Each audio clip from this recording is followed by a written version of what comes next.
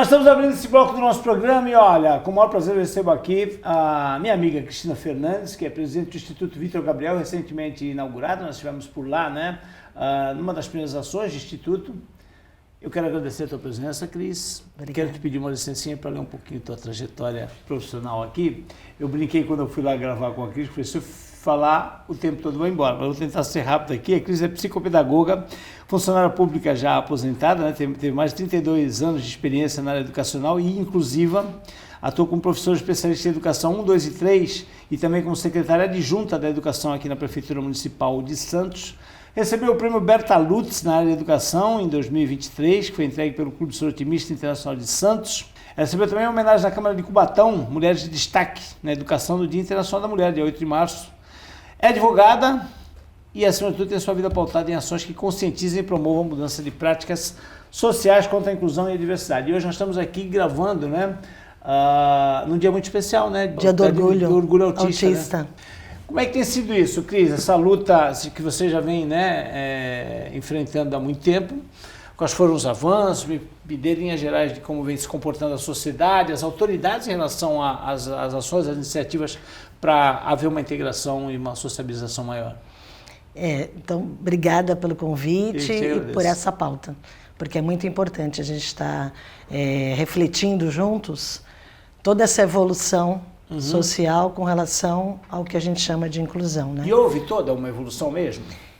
A passos bem lentos, mas tem havido algumas evoluções, até porque nós, família, estamos juntos, ativistas, né?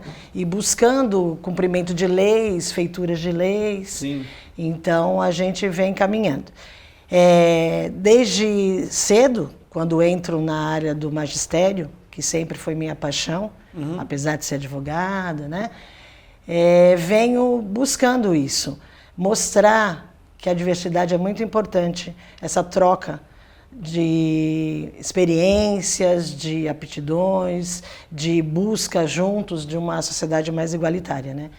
Então, eu venho sempre apoiada com relação aos meus alunos, que dei aula para pessoas com deficiência e também para pessoas que a sociedade chama de típicas, né?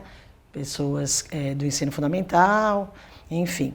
E aí, nessa trajetória, eu venho vendo todo o sofrimento das famílias, as dificuldades a nível de políticas públicas.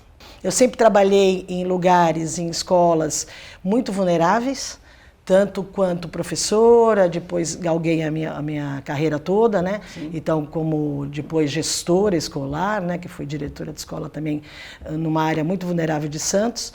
E aí a gente vem buscando isso. Aí o que me afirma mais e que me faz mais latente isso?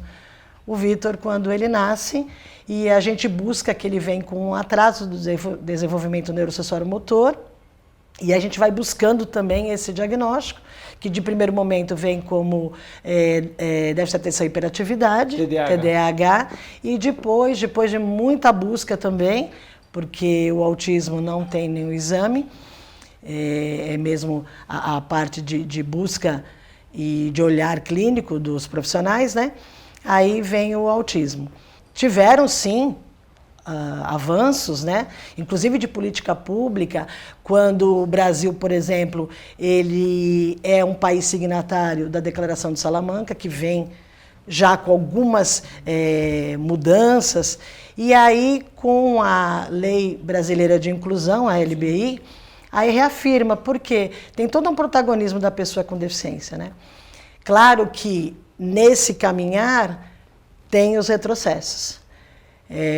Com relação sempre a isso, que a pessoa com deficiência acaba perdendo seus direitos ou acaba não conseguindo avançar em certas políticas que já foi tão difícil chegar em algum momento. A Cris tem capitaneado aí projetos interessantes, importantes, que não só contribuem para promover o protagonismo, né, dessas crianças, adolescentes, com algum tipo de PCD, como também para dar assistência, integração às famílias deles, né? O Tecendo Projetos Inclusivos é um deles, né? E esse tem toca num ponto que é extremamente delicado, que é a relação da criança na escola, né? E adaptação, de uma certa forma, isso é lei, né? Sim. Como é que o poder público e mesmo a iniciativa particular vem tratando isso, Cris? Então, o Tecendo Projetos Inclusivos, eu dei o nome agora recentemente, mas eu vinha trabalhando já bem... Quando eu estava trabalhando como professora, como coordenadora, Ele já enfim. existe faz tempo, mas ele só foi batizado agora, né? Isso. Que eu vinha fazendo timidamente isso, né? Que é essa aproximação com o professor da sala, por isso que é Tecendo, criemos juntos esse trabalho, seja de adaptação, adequação de materiais, criação de materiais que a gente chama acessíveis, né? Também a parte de apoio mesmo ao professor nas situações que a criança desarticula, que é a famosa crise, e dando todo esse suporte para que ela crie esse vínculo e consiga trabalhar, porque é desafiador, muito. Só que o professor é que é o responsável por aquele aluno. Claro que ele vai precisar todo de um aparato. A escola em si, também sozinha, tem que avançar, mas não consegue avançar. Ela precisa também de todo um apoio da saúde, enfim, de outras... Por isso que a gente fala que o intersetorial é muito importante, né? Sim. Então, o Tecendo vem para isso. A gente está na escola com esse olhar e junto com o professor. A gente também faz, claro, toda uma capacitação e uma mudança de olhar da equipe gestora, mas que a gente traz junto a família, então a gente conversa também com a família, a gente traz junto a parte do apoio terapêutico, para que a gente construa, construir o plano de trabalho individual, que além da lei é importantíssimo, depois que você conhece aquela criança, buscar isso. Quais são as estratégias que eu vou usar para que ela adquira aquele conhecimento, para que ela melhore aquela limitação, né? Porque a gente generaliza muito a deficiência. Então a gente acha que aquela criança com determinada deficiência, ela também tem deficiência intelectual, ela também tem outra coisa. E não. Muitas vezes o cognitivo dela está preservado. Então, é só às vezes uma pequena adequação que ela consegue avançar. Eu conversando com você e com o Ronaldo, uma ocasião, vocês estavam me falando sobre uma situação em que, me corrija se eu estiver errado, mas parece que o Vitor estava numa festa, não foi? E aconteceu alguma coisa, já acharam que era ele, foi com ele que a gente conversou disso? Porque eu queria entrar nesse assunto, como é que é a administração da mãe? Porque me parece que sempre que acontece alguma coisa errada, acham que foi aquela criança com PCD ou, né? É assim, o Vitor passou por situações escolares onde a professora, até porque estava virada, e aí achou que era ele. Sim, porque não pôde ele era mais ver, ativo. se não viu, não sei quem foi ele. E aí as próprias crianças, até pelo nível deles de amizade, falaram, não tia, não foi o Vitor. E situações assim de capacitismo, né, onde Vitor ia fazer com os amigos trabalho em grupo, e ele todo contente chega pra gente, e até perguntou se podia ser lá em casa. E aí eu falei, claro, filho. E eu tive a preocupação de falar para as mães que eu estaria em casa, né? Porque às vezes a mãe não quer mandar, porque a pessoa não está em casa, enfim. Bom. E aí o que acontece? Nada de sair o trabalho. Como eram adolescentes, eu achei, vão deixar para a última hora e vão entregar. E foi o que aconteceu, onde uma colega dele pede, tia, dá para a senhora encadernar que tinha que entregar uma apostila? Porque a gente já fez o trabalho e tal, né? E ele frustrado que ninguém tinha ido. Bom, no final da história, uma das mães tinha questionado a professora que deu o trabalho, que como ela usava que o filho dela, né, fosse fazer um trabalho na casa de um autista. Conheciam o meu filho e conheciam a mim, né? E isso porque o Vitor tem um nível de sociabilização excelente. Muito. Ele sempre foi muito assim, carismático e as crianças e os adolescentes adoravam ele. A gente fica imaginando crianças que de repente têm, né, uma dificuldade maior, que o Vitor é nível 1 do transtorno de espectro autista, que é o nível de menor severidade, de menor necessidade de suporte, é o mais próximo do que se chama de normal, do que se chama de padrão, né? Aliás, o Vitor é formado como tecnólogo em turismo, né? E marketing. Em marketing. Tecnologia e marketing. Tecnologia e marketing, desculpe. E pós-graduado em educação especial, né, com ênfase em autismo, né? Que ele fez questão porque ele falou, mãe, eu preciso discutir isso. Ele fez questão. Né? E como é que você administrou essa situação específica que você me falou, da mãe ter reclamado, do grupo ter ido fazer o trabalho na casa do Vitor? Então, eu não tive contato com essa mãe posteriormente, né? Mas o Vitor, assim como as pessoas no transtorno do espectro autista, eles não percebem bullying, né? Então, eles acham... Ele passa por cima e pronto. Ele achou que as crianças não foram, né? E pronto. A professora que teve uma sacada bem interessante, disse que na hora ela falou, mãe, realmente, uma casa de um adolescente autista, o quarto deve estar todo bagunçado, né? Ela começou a mostrar o que era uma casa de um adolescente, que é igual a uma casa de um adolescente com autista. autismo. Que barato, né? A gente fica bem chateado. E assim, o que a gente fala para as famílias? Apesar de ser muito desafiador, não tenha vergonha do seu filho. Não tenha vergonha. E mostre para essa sociedade que todo mundo tem que ser igualzinho, que nós não somos. Uhum. E ponha o protagonismo dessa pessoa, informe, oriente do seu jeitinho. E busque essas pessoas, essas famílias por perto, para apoiar esse movimento, né?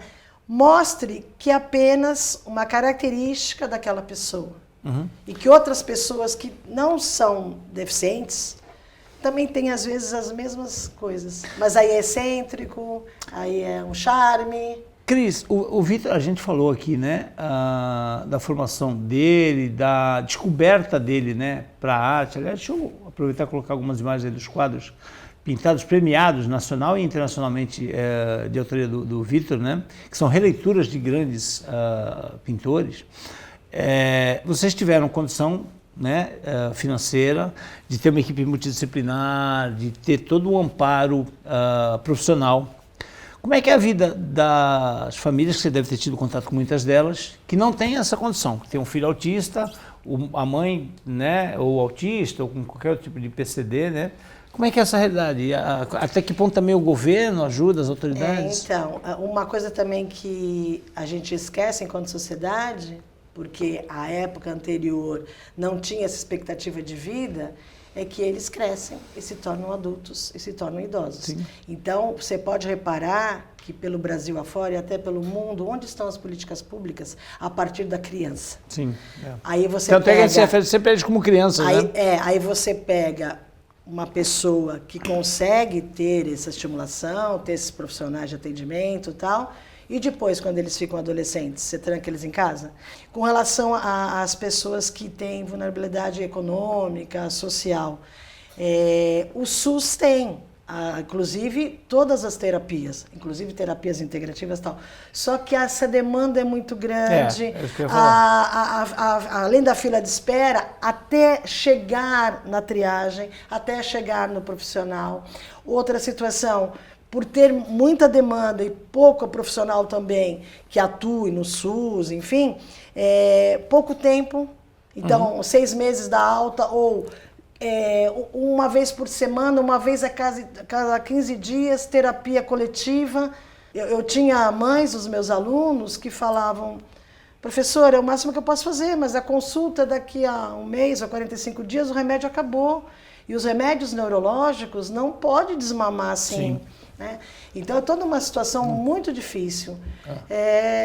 Apoiar. Por isso que o Instituto e outros institutos, outras situações assim, às vezes de famílias que criam, para ajudar, para dar esse apoio. Eu tenho pouco tempo, porque eu fico conversando com a Cris aqui, a gente vai embora, porque é um assunto, né, bastante envolvente. E eu precisava falar um pouquinho sobre o Instituto Vitor Gabriel, quais são, né, os objetivos, vocês já estão estabelecidos, né, com o espaço físico ali, eu tenho as imagens, inclusive. Queria que você falasse para a gente como é que as pessoas participam, quais são as principais missões que estão estabelecidas para o Instituto. A gente quer levar sempre informação e orientação científica, então a gente traz em vários canais, inclusive a gente tem uma rádio web, que tem um programa Conexão Inclusão, que a gente já trouxe vários profissionais, a gente parou um pouquinho por causa de pandemia, tudo, mas a gente está retornando. Então, orientação e informação. Fora isso, projetos externos, que é o Tecendo, projetos inclusivos, que a gente vai às escolas E o projeto AMA, que a gente vem com a segunda edição. Que é o acolhimento às mães atípicas. Isso, que a gente faz esse acolhimento às mães, e agora a gente vem com outro formato. Estamos elaborando aí um fórum, vamos trazer uma proposta de política pública, e mais para o final do ano, mais para outubro. E fora isso, lá mesmo, nós temos o escritório e temos uma sala de atendimento. Então, que eu faço um atendimento voluntário psicopedagógico para as crianças, para os adolescentes, para os adultos que necessitem de mim. E aí, Cris, seguramente vai ter uma demanda grande, né? Pela falta de entidades, institutos, iniciativas como essa, e além do que as pessoas que estão te vendo estão conhecendo bem a tua expertise, né? Como é que vai fazer? Como é que vai ser para filtrar, selecionar esse público? Então, agora, claro, a gente tem espaço-tempo, né?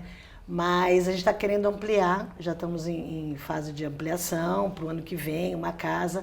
Eu tenho vários amigos profissionais que trabalham na linha que eu trabalho, e o projeto AMA mostrou isso. E que vão ter trabalho voluntário lá? Que também querem, já se colocaram à disposição. Que bacana, que demonstração. Então, a gente, para todos os tipos de profissionais, né, todas as áreas específicas, nós temos pessoas que já se colocaram à disposição para se voluntariar e para trabalhar conosco. Cris, agradeço demais a tua presença, você dividir conosco aqui um pouco do teu conhecimento, da tua experiência. Muito obrigada. As portas estão sempre abertas para você. Obrigada. E nosso programa vai fazer um intervalo rapidinho, são só 2 minutinhos e nós voltamos, não sai daí.